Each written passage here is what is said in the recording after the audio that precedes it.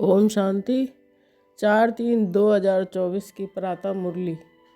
ओम शांति। बाप दादा, मीठे बच्चे, तुम रॉयल कुल के रॉयल स्टूडेंट हो।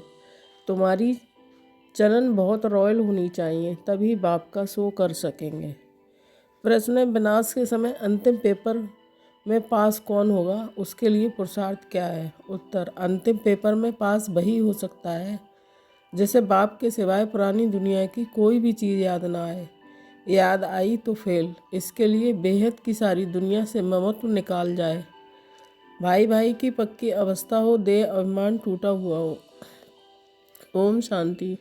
बच्चों को सदैव ये नशा रहना चाहिए कि हम कितने रॉयल स्टूडेंट हैं। बेहद का मालिक हमको पढ़ा रहे हैं, तुम कितने ऊंच कुल के रॉयल स्टूडेंट हो।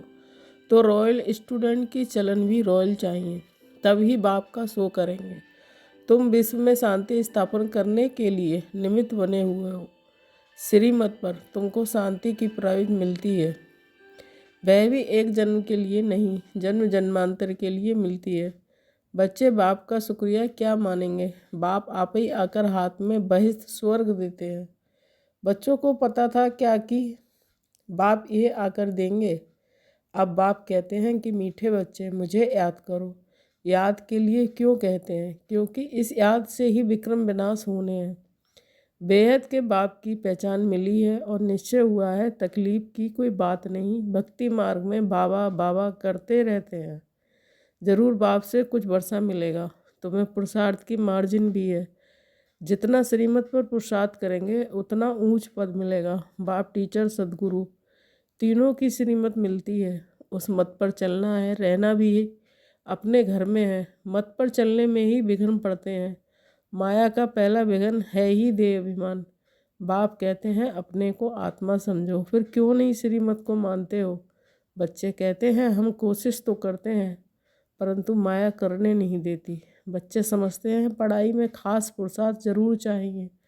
जो अच्छे बच्चे हैं उनको फॉलो करना चाहिए। सभी यही पुरुषार्थ करते हैं कि हम बाप से ऊंच वर्षा ले लेवें। कांटे से फूल बनने के लिए याद की बहुत ज़रूरत है। 5 विकारों के कांटे निकल जाएं तो फूल बन जाएंगे। वह निकलेंगे एक बल से। कई बच्चे सोचते हैं फलाना ऐसे चला गया, शायद हम भी चले जाएं, लेकिन उसे देख फिर पुरुषार्थ करना चाहिए ना। शरीर छोड़े तो बाबा की याद हो, वशीकरण मंत्र याद हो और कुछ भी याद ना हो सिवाय एक बाप के, तब प्राण तन से निकले। बाबा, बस हम आपके पास आए कि आए।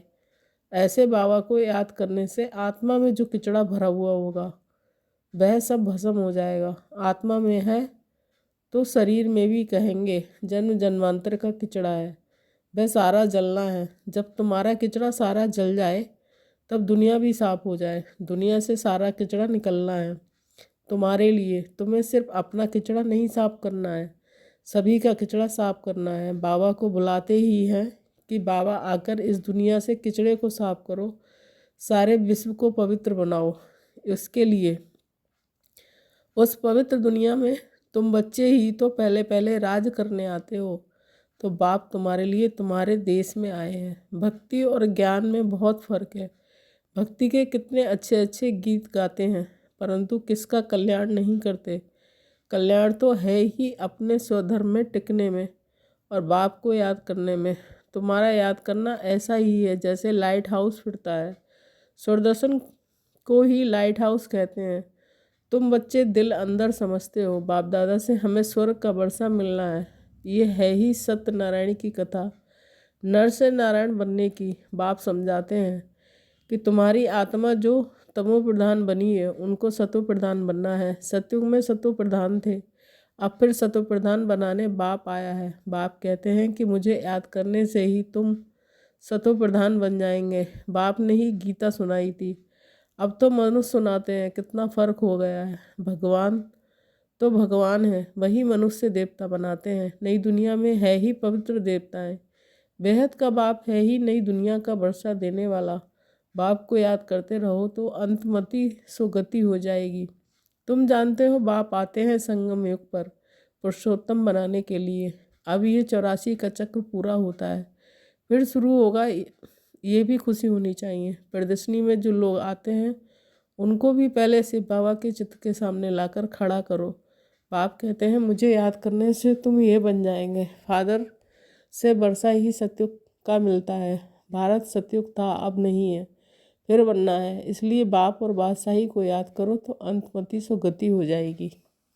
यह है सच्चा बाप। इनके बच्चे बनने से तुम सचखंड के मालिक बन जाएंगे। पहले पहले अल्प को पक्का कराओ। अल्प बाबा बे बादशाही। बाप को याद करो तो याद से ही विक्रम विनाश होंगे और तुम स्वर्ग में चले जाएंगे। कितना सहज है। जन्म जन्मांतर भक्ति की बातें सुनते सुनते बुद्धि को माया का ताला लग गया है। बाप आकर चाबी से ताला खोलते हैं। इस समय सभी के कान जैसे बंद हैं। पत्थर बुद्धि हैं तुम, लिखते भी हो शिव बाबा याद है, स्वर्ग का वर्षा याद है। बादशाही याद करने से मुँह मीठा तो होगा ना। बाप कहते हैं मैं तुम बच्चों को कितना उपकार करता हूँ, तुम तो अपकार ही करते आए हो। वह भी ड्रामा में नूद है, किसका दोष नहीं है। तुम बच्चों की ये मिशन है ही पत्थर बुद्धियों को पारस बुद्धि अथवा कांटों को फूल बनाने के लिए। ये मिशन तुम्हारी चालू है। सब एक दो को कांटे से फूल बना रहे हैं, उन्हों को भी ऐसा बनाने वाला जरूर किंग फ्लावर होगा। स्वर्ग की स्थापना करने वाला अथवा फूलों का बगीचा बनाने वाला एक ही बाप है। तुम हो खुदाई खिदमतगार। तमो प्रधान को सतो प्रधान बनाना ये खिदमत है और कोई तकलीफ नहीं देते हैं। समझाना भी बहुत सहज है। कलयुग में है ही तमो प्रधान और कलयुग की आयु बढ़ा देंगे तो और ही तमो प्रधान बनेंगे। तुम जानते हो कि अब हमको फूल बनाने वाला बाप आया है। कांटा बनाना रावण का काम है, फूल बाप बनाते हैं। जिसको शिव बाबा याद है उनको जरूर स्वर्ग भी याद होगा। प्रभात फेरी जब निकालते हो तो उसमें भी दिखाओ कि हम प्रजापिता ब्रह्मा कुमार कुमारियाँ भारत पर इन लक्ष्मी नारायण का राज स्थापन कर रहे हैं। हम ब्राह्मण सो देवता बनते हैं, देवता सो क्षत्रिय सो वैश्य। ये बाजोली है।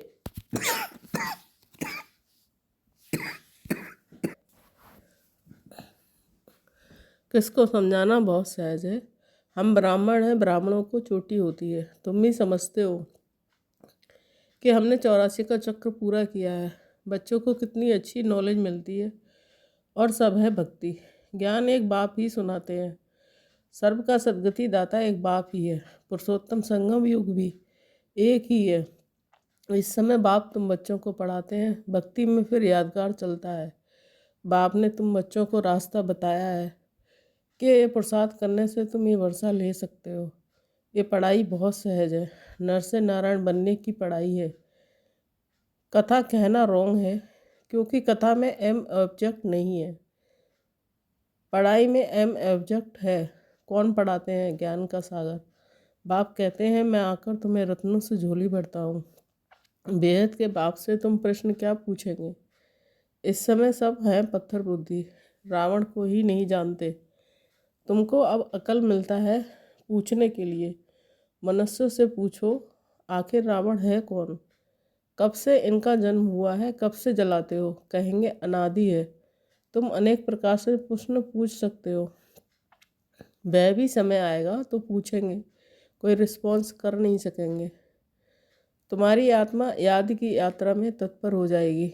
अब अपने से पूछो कि हम सतो प्रधान बने हैं। दिल गवाही देती है अभी कर्मातीत अवस्था तो हुई नहीं है, होनी है। इस समय तुम बहुत थोड़े हो इसलिए तुम्हारी कोई सुनते नहीं है और तुम्हारी बात ही न्यारी है। पहले पहले तो बताओ बाप संगम युग पर आते हैं। एक एक बात जब समझे तब आगे बढ़ाओ। बहुत धैर्य से प्यार से समझाना है कि तुमको दो बाप हैं, लौकिक और पारलौकिक। पारलौकिक बाप से बेहद का वर्षा तब मिलता है जब सतो प्रधान बनते हो। बाप याद पड़े तो खुशी का पारा चढ़े। तुम बच्चों में बहुत गुण भरे जाते हैं। तुम बच्चों को बाप आकर क्वालिफिकेशन सिखलाते हैं, हेल्थ वेल्थ भी देते हैं, गुण भी सुधारते हैं, एजुकेशन भी देते हैं, जेल की सजाओं से भी छुड़ाते हैं। तुम बहुत अच्छी रीति मिनिस्टर आदि को भी समझा सकते हो। समझाना है ऐसा चाहिए जो उनको पानी पानी कर देना चाहिए। तुम्हारा ज्ञान बहुत मीठा है, प्रेम से बैठकर सुने तो प्रेम के आंसू आ जाएं। हमेशा इस दृष्टि से देखो कि हम भाई को रास्ता बताते हैं। बोलो हम श्रीमत पर भारत की सच्ची सेवा कर रहे हैं। भारत की सेवा में ही पैसे लगाते हैं। बाबा कहते हैं दिल्ली में सेवा का घेराव डालो, विस्तार करो, परंतु अभी तक किसी को घायल किया नहीं है। घायल करने में योग बल चाहिए। योग बल से तुम विश्व के मालिक बनते हो, साथ साथ ज्ञान भी है। योग से ही तुम किसको कशिश कर सकेंगे। अभी बच्चे भाषण भल अच्छा करते हैं, परंतु योग की कशिश कम है। मुख्य बात है योग की। तुम बच्चे योग से अपने को पवित्र बनाते हो, तो योग बल बहुत चाहिए, उसकी बहुत कमी है। अंदर खुशी में नाचना चाहिए, ये खुशी का डांस है। इस ज्ञान योग से तुम्हारे अंदर डांस होती है। बाप की याद में रहते रहते तुम अशरीरी बन जाते हो। ज्ञान से अशरीरी होना है, इसमें गुम होने की बात नहीं है। बुद्धि में ज्ञान चाहिए। अब घर जाना है, फिर राजाई में आएंगे। बाप ने विनाश और स्थापना का साक्षात्कार भी कराया है। ये दुनिया सारी जली पड़ी है, हम नई दुनिया के लायक बन रहे हैं। अब घर जाना है, इसलिए शरीर में भी कोई ममत्व नहीं रहना चाहिए। इस शरीर से, इस दुनिया से उपराम रहना चाहिए। सिर्फ अपने घर को और राजधानी को याद करना है। कोई भी चीज़ में आसक्ति नहीं हो। विनाश भी कड़ा होने वाला है। जब विनाश होने लगेगा तो तुमको खुशी होगी। बस हम ट्रांसफ़र हुए कि हुए। पुरानी दुनिया की कोई भी चीज़ याद आई तो फेल। बच्चों के पास कुछ है नहीं तो याद क्या आएगा। बेहद की सारी दुनिया से ममत्व मिट जाए, इसमें मेहनत है। भाई भाई की पक्की अवस्था भी अब रह सकती है। जब देह अभिमान टूट जाए। देह अभिमान में आने से कुछ न कुछ घाटा पड़ता है, देह अभिमानी होने से घाटा नहीं पड़ेगा। हम भाई को पढ़ाते हैं, भाई से बात करते हैं। ये पक्की टेप आदत पड़ जाए। अगर स्कॉलरशिप लेनी है तो इतना पुरुषार्थ करना है, जब समझाते हो तब भी याद रहे कि हम सब भाई भाई हैं। सब आत्माएं एक बाप के बच्चे हैं। सब भाइयों का बाप एक बरसे पर हक है। बहन का भी ज्ञान ना आए, भान ना आए, इसको कहा जाता है आत्माभिमानी। आत्मा को ये शरीर मिला है, उसमें किसका नाम मेल का, किसका फीमेल का पड़ा है, इनसे परे बाकी आत्मा है। सोचना चाहिए। बाबा जो रास्ता बताते हैं वह बरोबर ठीक है। यहाँ बच्चे आते ही हैं ये प्रैक्टिस करने। ट्रेन में किसको बैच पर समझा सकते हो। बैठकर एक दो से पूछो कि तुमको कितने बाप हैं, फिर उत्तर दो। ये है दूसरे का ध्यान खिंचवाने की युक्ति। फिर तुमको 2 बाप हैं, हमको हैं 3। इस अलौकिक बाप द्वारा हमको वर्षा मिलता है। हमारे पास फर्स्ट क्लास चीज़ है। कोई कहे इससे क्या फ़ायदा है। बोलो हमारा फ़र्ज है अंधों की लाठी बन रास्ता दिखाना। जैसे नंस सर्विस करती है तुम भी करो। तुमको बहुत प्रजा बनानी है, ऊंच पद पाने के लिए पुरुषार्थ करना है। तुम सबको चढ़ती कला का रास्ता बताते हो। एक बाप को याद करते रहो तो भी बहुत खुशी होगी और विक्रम भी विनाश होंगे। बाप से वर्षा लेना बहुत सहज है, परंतु बहुत बच्चे गफलत करते हैं। अच्छा मीठे मीठे से कील दे। बच्चों के प्रति माता पिता बाप दादा का याद प्यार और गुड मॉर्निंग। रूहानी बाप की रूहानी बच्चों को नमस्ते। धारणा के लिए मुख्य सार 1 पॉइंट। अंत समय में पास होने के लिए इस शरीर और दुनिया से उपराम रहना है। किसी भी चीज़ में आसक्ति नहीं रखनी है। बुद्धि में रहे कि अब हम ट्रांसफ़र हुए कि हुए। 2 पॉइंट, बहुत धैर्य और प्यार से सबको 2 बाप का परिचय देना है। ज्ञान रत्नों से झोली भरकर दान करना है। कांटों को फूल बनाने की सेवा जरूर करनी है। वरदान, बाप और सेवा में मगन रहने वाले निर्विघ्न निरंतर सेवादारी भव।